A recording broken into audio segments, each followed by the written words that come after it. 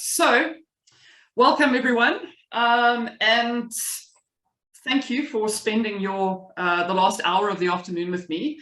To give you a little clue of what's actually happened here, I was supposed to speak at I was supposed to give this as a keynote address at a business building seminar a while back. And the week of the event, I got a call and the event had been cancelled. So I had this kind of half formulated thing, and I put it out on LinkedIn, and people said that they would be very interested to hear what I had to say, which surprises me because most of the time I speak a lot of rubbish. So I'm glad that you are trusting me to spend time with me. And yeah, the presentation is very concisely titled, "That Time I Lost 95% of My Clients, Stuff I Did to Reinvent Myself and My Business to Stand Out from the Crowd." And yeah, I hope that in the course of this presentation, you find something useful. The original presentation was 20 minutes. I've extended it slightly, so provided I can stay on track, I will be taking up about 40 minutes with the presentation, and we can chat again after that. So, hi, I'm Megan. This picture was taken in 1995 with my Stranger Things haircut. And unfortunately, my hair hasn't got much better over the years. But according to LinkedIn, I am a copy, content, and UX writer. And according to Instagram, I'm a bunch of other things as well. One thing that I am not is, or that I never planned to be, was a business owner. And I know that basically I'm a freelancer, but I run myself as a business. I'm a registered PTY. And until I was 35, I had absolutely zero interest in starting a business or working for myself. So in order for the rest of the presentation to make sense, I have to give you a tiny bit of background about where I've come from and how I've ended up in this position. So I worked in various facets of the travel industry. I started off, if anyone can remember Nationwide Airlines, I worked in the call center for Nationwide, and through the years I moved around. I did product management, sales and marketing, and account management. And the last job I had in travel was at Comair, and it was a great job. It provided me with a stable income until suddenly one day it didn't. You see, I got very comfortable with the fact that despite the desire to earn more money, and it was a very strong desire, I used to complain about my salary all the time, but because I was employed, basically I could pitch up for work, and regardless of the effort I put in, I would get my salary at the end of the month. And that makes me sound really lazy. I wasn't really lazy. I did work kind of hard, but it was safe, you know, zero risk. Except that I was bored out of my mind. I felt like my brain was dying, and that actually led to a very serious case of acute depression. That is until I got retrenched. Now, we're taught to aim for the stable job and to cling to it with all our might, and losing that job is the end of the world because insert reasons that you've heard your entire life as to why you should work for somebody else. But in many ways, being retrenched is the best thing that ever happened to me, because it was the kick in the butt that I needed to actually start doing something that I enjoyed doing. I really took a leap of faith. I switched industries completely. I went into writing. Up until that point, I'd never written professionally. I did a little kind of content creation course through one of these kind of online digital universities. And I started a business, and I registered as a PTY Limited in June 2019. So, you know, I was doing okay. I was living on UIF for a little while. I had a bit of retrenchment money, but things were good. Now, don't let anybody tell you anything different. Starting your own thing is flippin' difficult.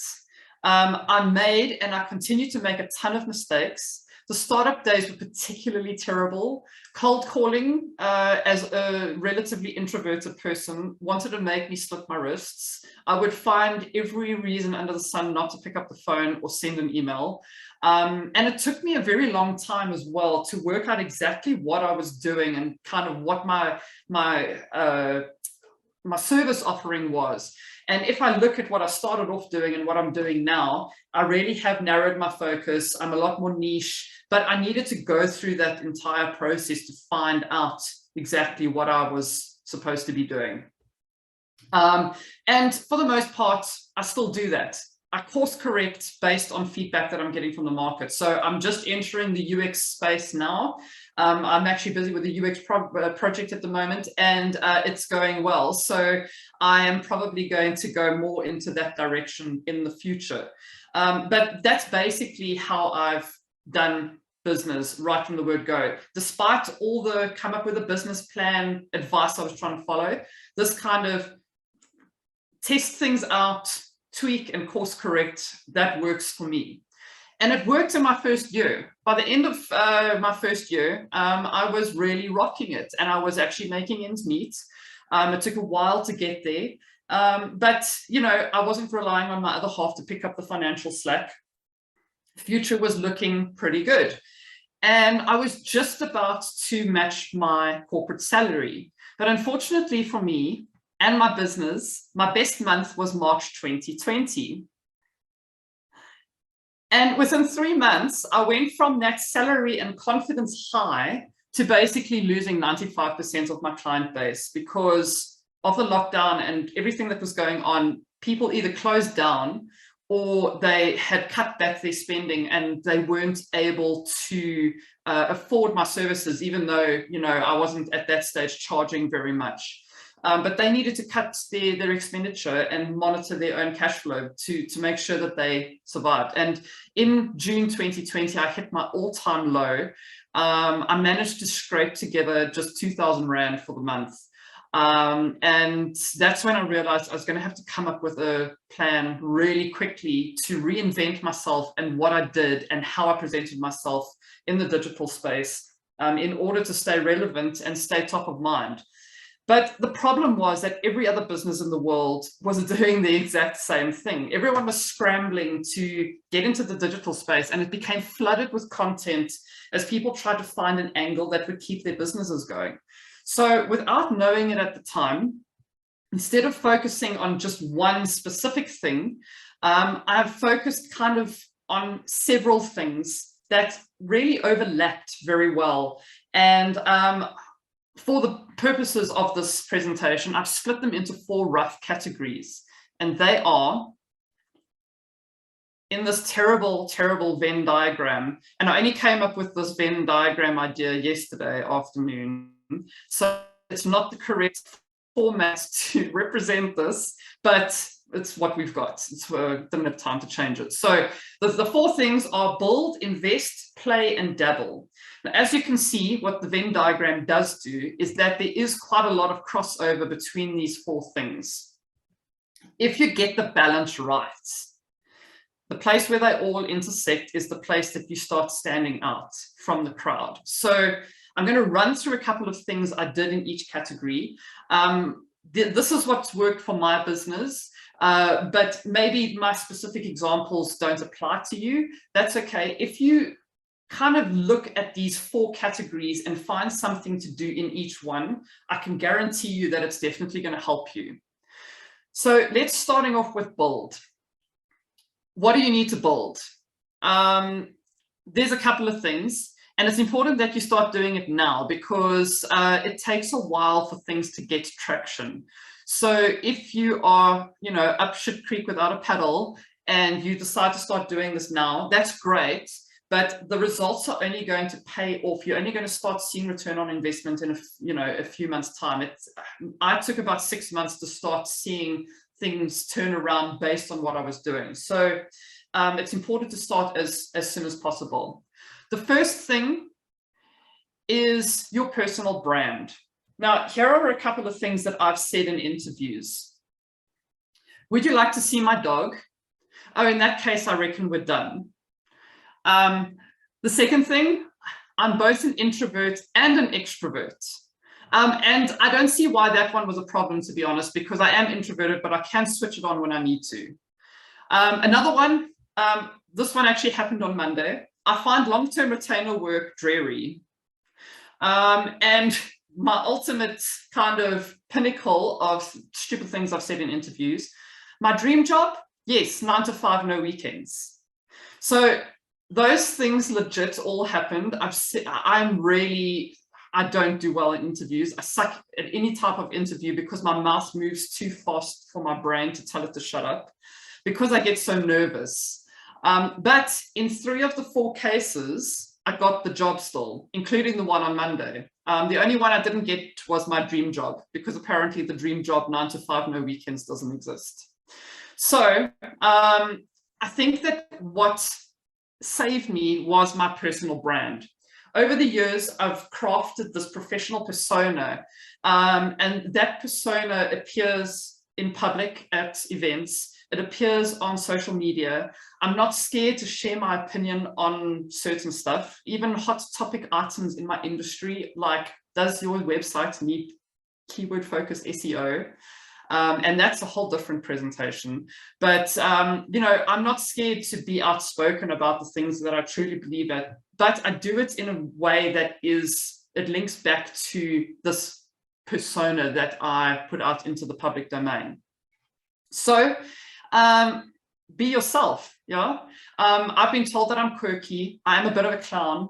And this comes across in the way that I write my social media. It comes across in the way that I talk to people, in the way that I interact with people when we're face to face. Most of the time it's because I can't help myself and I have to try and make a joke out of everything. But this facet of myself and what I've chosen as this thing to build my personal brand, my public persona on, it helps me differentiate myself in a sea of bodies who are competing in the same space. So, you know, if you look at all the copywriters that are available, not all of them are clowns like me. So already it's helping me stand out. All right, so not everyone is quirky. Some people are charitable, some people are thought leaders, some people are giant nerds. That's all fine. The trick is to find that part of yourself that you are willing to share with others, and use that as the foundation from which to build your personal brand. Then embrace it to the absolute maximum. You know, spread, you know, what do they say? Kindness is like fairy dust, sprinkle that shit everywhere. Like, sprinkle whatever you create everywhere.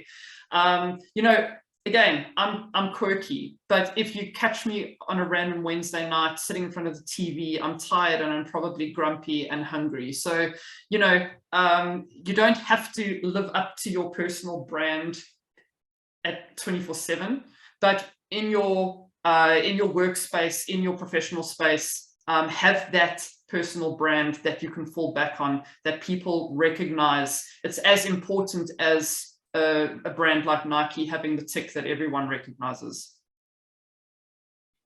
All right, the second thing that you need to build is a network. Now, I've attended a lot of networking events in the last few years, in fact, throughout my career.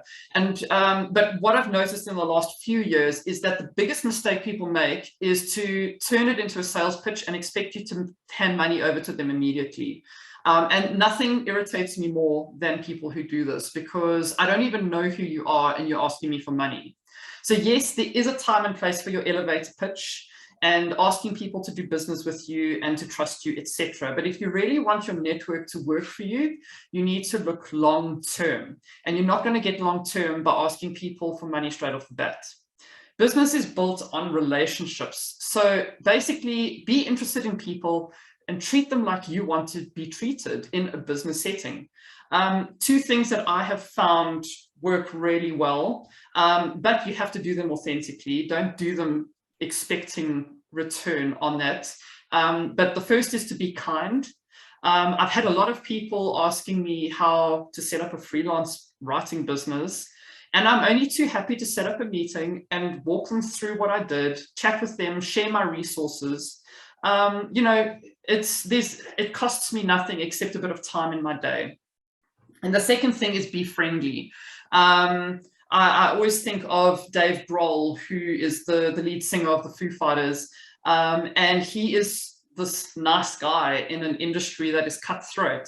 And if you look at the amount of projects that he's done and the amount of collaborations he's done, everybody wants to work with him. So model yourself on, well, that's kind of what I've modeled myself on, being super friendly. Like friendliness gets you a lot further than any other approach in terms of relationship building. And to kind of give you an idea of how this has come back to me, I work with retainer clients, but I do a fair amount of ad hoc work as well. And I try and treat everybody the same. I try and kind of come to the party, because you never know when an ad hoc is going to turn into a retainer client. So while I was still full-time employed, I was freelancing as a side hustle, and I would do the odd project basically for free, because I needed to put stuff on my portfolio. And my very first website project, I did it for free, and it took me forever, and it was a nightmare, and I had no idea what I was doing. The company no longer even exists, through no fault of mine. The website ended up being quite nice. But 3 years later, the guy's wife has contacted me, and she does translation from English to Norwegian. And she's actually turned this into a little marketing agency, and she's looking to outsource stuff to me that she can then just spend her time translating. And I believe, well, I like to believe it's because not only am I good at what I do, but because I treated those people right from the word go like I would want to be treated as a client. People remember that stuff. So yeah, you never know when things are going to when that investment is going to come back to you. So just always be on your best behavior in terms of the way you treat people. Something I've also learned is that traditional sales vibes are not dead. In fact, in my experience, especially over this COVID and the re-emergence into like a normal society, the rise of digital has made face-to-face even more important. So time is a resource that you really need to allocate wisely, because it's the only resource that you can't create more of, but the payoffs are huge. So go and have a coffee with a client, be interested in what they are telling you, have a conversation, learn about what they are interested in, send them year-end gifts, because they remember that stuff too. So don't forget traditional sales from a business perspective. It really helps build your network. All right, back to my terrible Venn diagram. So first one was build. Very closely relating to build is invest. And this is the second action that I took to start differentiating myself from everybody else. Now, there are many, many things that you can invest in. And probably top of mind when someone says invest is an emergency fund. And if you don't have one, I don't have to explain why an emergency fund is so important. But if the shit hits the fan, it gives you some wiggle room. So, for the purposes of this presentation, I'm going to assume that you have some sort of financial backup and focus on two other things that I believe that you should be investing in. So the first thing is yourself. And why you invest in yourself? Because gone are the days that you left school, got a job, and then kept that job for 45 years. Regardless of the industry that we work in, or that you work in, or that anyone works in, the market and its needs are continually evolving. So if you're not continually upskilling and investing in yourself to evolve with the market, you will at some stage be left behind or replaced by an algorithm, whichever comes first. So if you invest every part of your life, if you invest in every part of your life through upskilling and learning new stuff, whether it's work related or personal, it doesn't matter as long as you are doing something to extend your skill set. Every single change in direction in my career has come shortly after indulging in some sort of upskilling. Plus, continual learning makes you both interested and interesting people are the shizners. You don't want to be boring. So I'm going to circle back to how I approach upskilling a little later in the presentation. The other thing that I believe that you should invest in is in your business. Now, obviously, if you're an employee, I know that some people that RSVP'd for this presentation are employees, whereas majority were business owners. But if you're an employee, investing in yourself is essentially investing in your business because you are one and the same. If you're a freelancer or business owner, your business is still an extension of you, and it needs attention too. So when you have a little bit of capital that you've built up, you need to carefully consider what you are going to do with that money that's floating around in your business. Because if it's just lying there and not doing anything, what's the point? So things that you shouldn't do, you probably don't need to redo your bathroom. And I thank Haley for that very sound advice when we did our podcast, because that was, you don't need to redo your bathroom. You don't need a new car or a fancy new laptop or a fancy new phone unless those things are going to help you earn more money. In my case, for much of my business's life, I was using a borrowed computer. I've only just recently bought my own laptop, which I'm very excited about. I used a cell phone that had been on contract, and the contract expired and I never renewed it and was on prepaid, and I had that phone for about 4 or 5 years.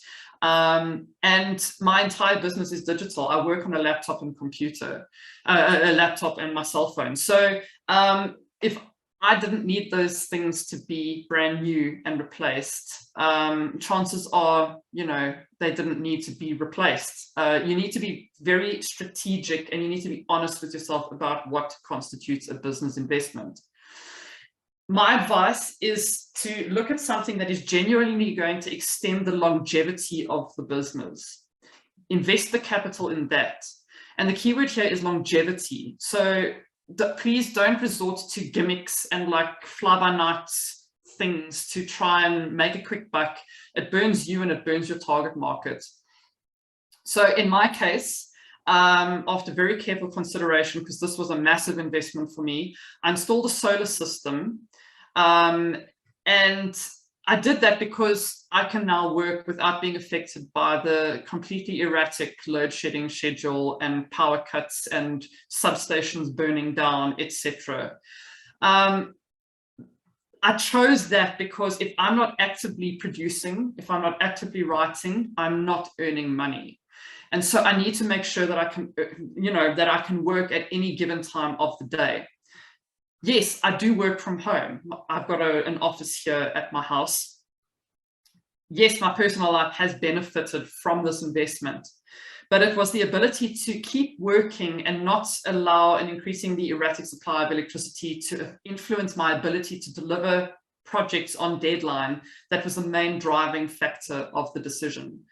And yeah, the tax write-off was a nice little bonus too. All right, back to the terrible then. The next one is dabble. So what do I mean by dabble? Basically, experiment.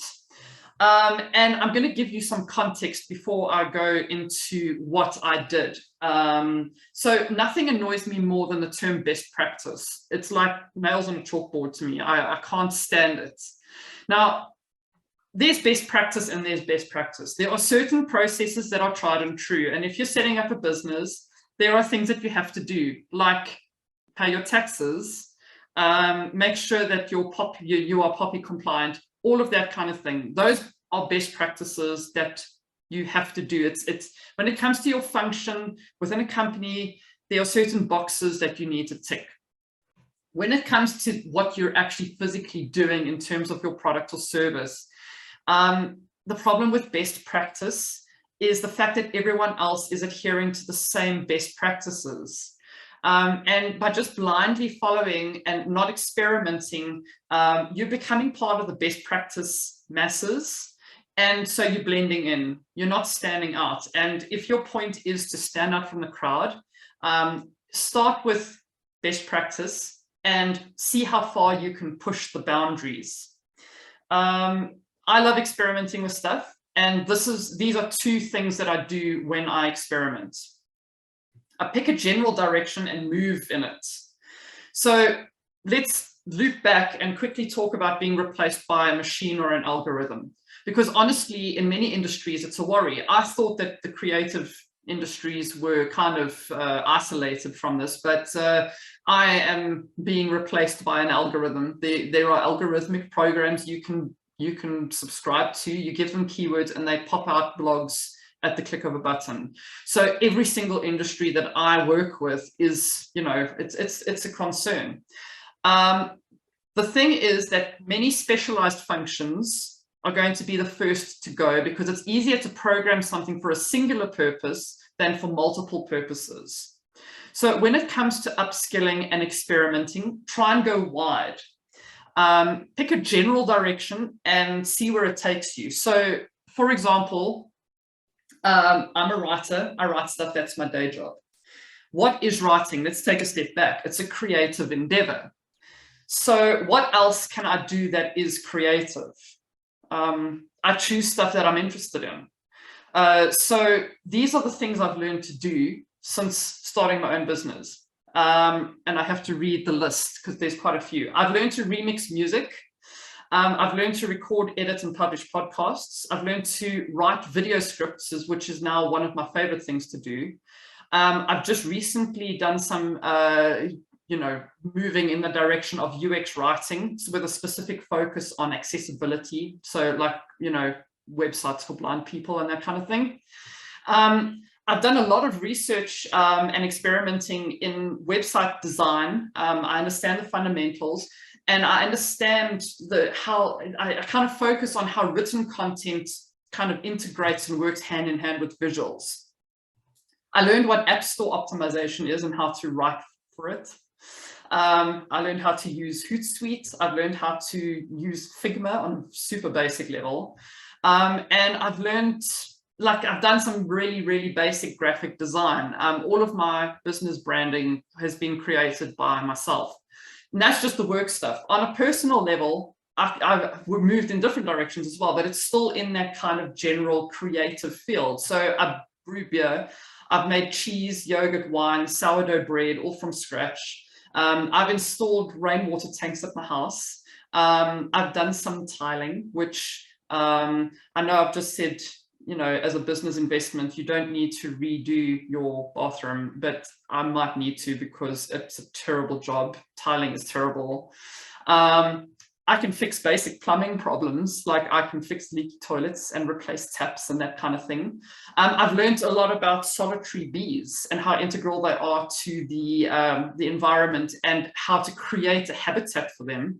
And I've also done some kind of movement in landscape and garden design.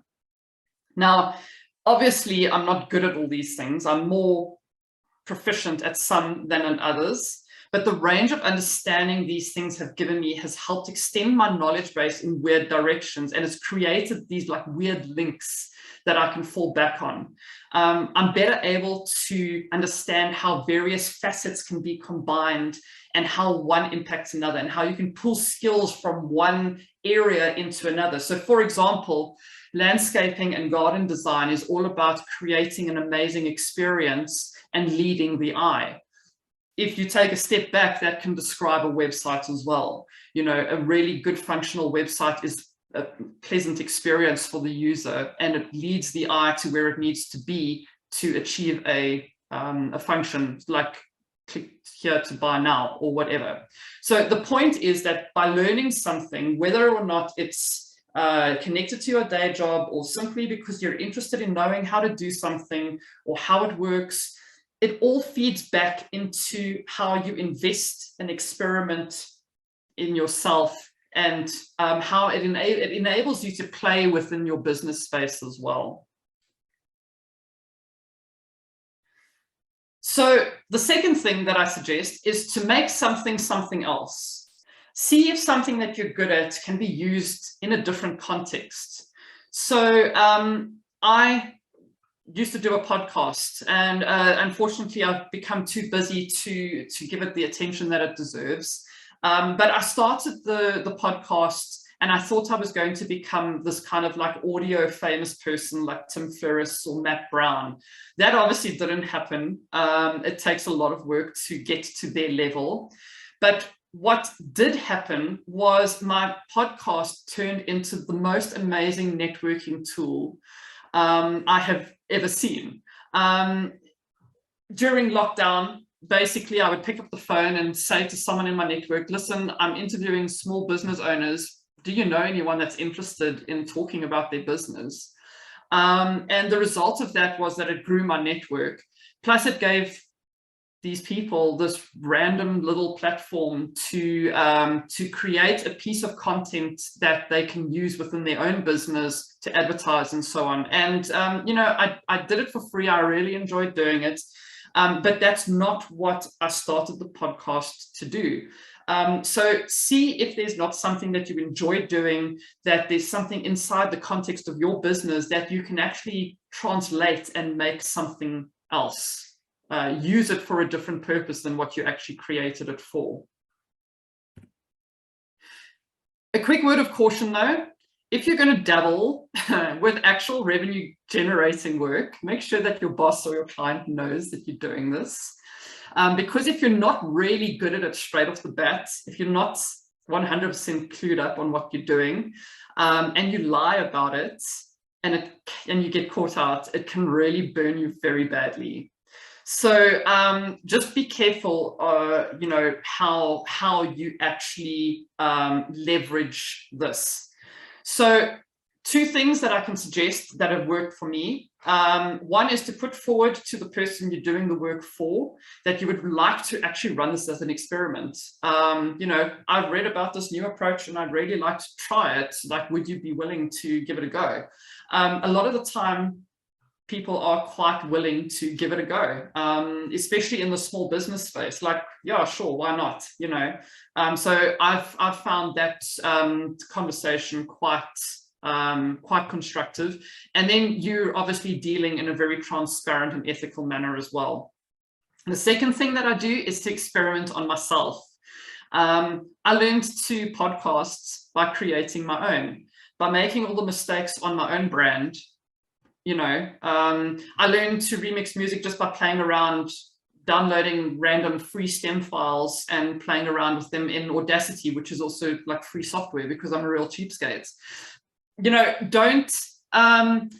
Don't be scared to experiment on yourself. One thing that I've become quite adept at is web design, because I've done a lot of research and learning in that area. But what I did was I took everything that I was learning and I was applying it to my own website. What was working, I would tick off. What wasn't working, I would change. And now when I do website copy for people, I can actually give them visual direction as well. Like, this is how the content is going to flow. And I know that it works because it's worked for me on my own website. And it gives you a lot more clout when you can actually say something like that to a client. Last but not least is playing. And it's very closely related to dabbling. There's a lot of crossover again. These categories all kind of bleed into one another. So playing and dabbling are very, very closely related. But again, you can play while you're building, you can play while you're investing as well. So if anyone is, I know a couple of you have attended presentations that I've given before, and I have always said playing is important. Usually I tell people that as a 40-year-old business owner, I still play with Lego and I find it very satisfying and, fulfilling, and it helps unlock my creativity in my brain and so on. That's a whole different presentation, but I thought that I would, mention it here. What I mean in the context of this presentation are 2 things. When last did you do something just because? So another quick story. This one is about my mother. So my mom hates the term find yourself. According to her, if you want to find yourself, you must just look in the damn mirror. Now, it's important to know yourself, right? What motivates you? What drives you? Where are your boundaries? What are you willing to do for a client to earn money? How far are you willing to go? It's important to know all those things. But unfortunately for us, we've been conditioned by an entire multi-billion-dollar industry called self-help to think that we can't figure these things out for ourselves.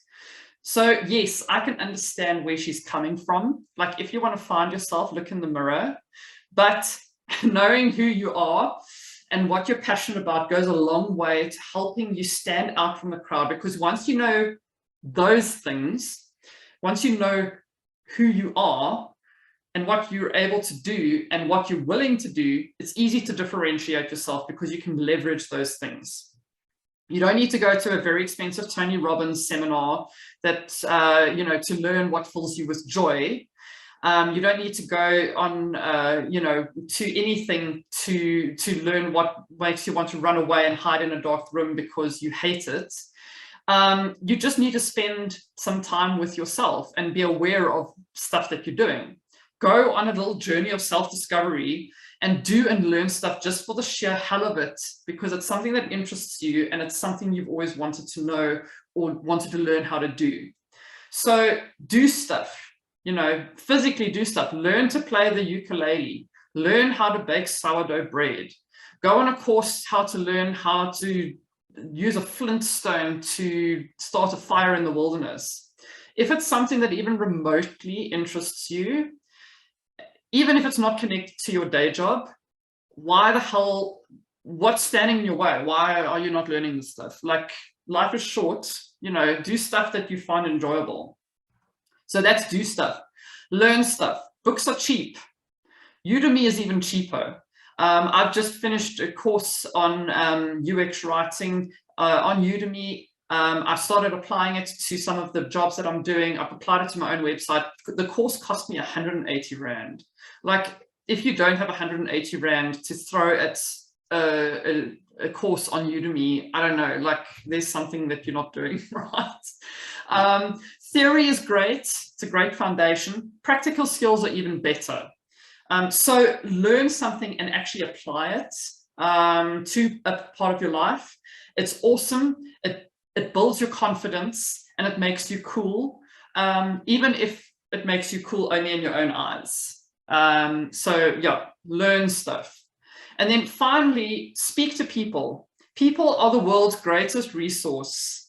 So speak to people about stuff that you don't know about, with opinions different from yours, people that you find interesting, people that are really boring. Sometimes they are actually, it's just their delivery that is not great. Sometimes you can really pick up such amazing information from them. Learning what makes people tick. In my line of work in marketing, knowing like some basics of psychology, knowing what makes people tick really helps me create the content that I need to create. But again, that's not the reason I do it. It's because it increases my knowledge base. I really find it interesting to speak to people. And I've also found that people who speak to a lot of a very diverse group, if you interact with a diverse group, it makes you more understanding and more tolerant as well. And I don't know if it's just me, but I feel like the world needs a lot more of that, regardless of anything. Okay, one final story, and we're kind of done. When we're going to reverse now to like the late 90s, when I was in Standard 8, which is grade 10 for anyone who is here that was born like 1990 onwards. But when I was in Standard 8, I did computer science as a subject. We wrote code in a program called Pascal, and it was full of if-then statements. If X, then Y. If this thing happens, then display this thing on the screen. And just to digress, that is actually a very amazing way to make decisions. If you are facing a decision and you don't know what to do, if you set up a bunch of if-then statements, if this happens, I will do X. If that happens, I will do Y. It really helps kind of narrow down your choices and make sure that you have a plan. But like I say, I digress. So back to the story. One task we had to complete in the stupid bloody computer science class was creating a screensaver. So I don't know if you remember screensavers in the late 80s and 90s. They were these kind of patterns that would just continually move and like bounce off the edges of the screen. There were like these bezels, I think they were called, that there was lines that like intertwined and bounced around, and there was a ball that bounced around as well. And one of the options was a line of text that would kind of just perpetually rotate on your screen. So the screensaver we had to create was this line of text saying, "I love computer science." And I think that the exercise was set up because the teacher knew how much we hated being there, and so was trying to brainwash us into enjoying the class. So my point, if you don't enjoy what you do every single day, why are you doing it? There are certain things that you need to suck up. Clients are always going to be demanding. Deadlines are going to be unreasonable. You're always going to have to take care of admin. Some days you're going to come into the office and have zero motivation to actually do anything constructive and spend the whole day Googling beer recipes and watching music videos. You're probably kind of normal if those things happen from time to time. But despite what my standard 8 computer science teacher said, there is no possible way to brainwash yourself into loving what you do. If you get the Sunday evening dread, that kind of carte blanche feel, you know, like you hear the music and you know the weekend is over, or you're constantly living for the weekend and like counting down the days until Friday afternoon, or the best part of your day is the journey to and from the office, then you're probably not doing work right. If you can't find the joy in what you do, if you're not at least kind of happy most of the time, then why are you doing what you're doing? You know, work is not necessarily for fun, but life is short as well. You know, if you can't find the play in what you do every single day, you know, you should probably take a good hard look at what you're doing. I genuinely enjoy what I do. I enjoy the creativity. I enjoy the people I get to interact with. I don't enjoy tight deadlines or admin or my budgets and finance or having to work on a Friday afternoon at 4 o'clock when I really want to be drinking beer.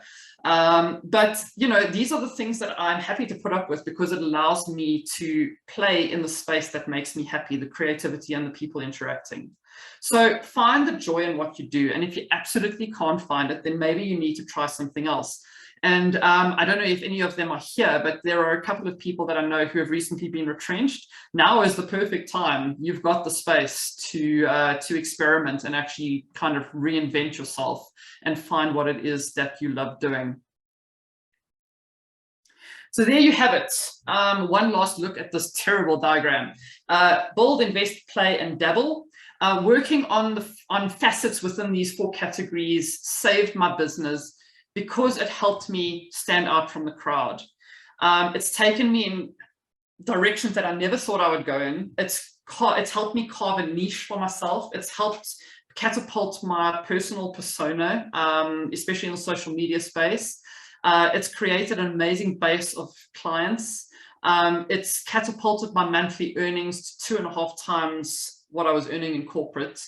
And yeah, I mean, it's just been by focusing on these things and making sure that I'm doing it consistently, it's saved my business, and it's a never-ending process. Like, I'm continually doing this as well. So again, like I said at the beginning, maybe these things are not the facets that I've explained might not apply to you directly, but if you can find a couple of things to work on in each of these categories, I can guarantee you that it's going to help you stand out from a sea of people that are doing kind of the exact same thing as you. Because, you know, as much as we try and differentiate ourselves in our service offering, you know, we need to do even more to differentiate ourselves in a crowded space. So use them as a starting point. Remember that whatever you're trying to achieve, whether it's, you know, in your career or in your business, the career and business gods only reward those who manage to hold on the longest. So if something doesn't seem to be working, take a step back, evaluate what's working, what isn't, tweak it, and keep moving forward. So just, you know, don't give up, you know, keep going. So that's it. My throat is very dry. Questions, comments? I don't know if anyone wants to ask anything or has a story they'd like to share or a comment. If you ask a question, fingers crossed, I will be able to answer it.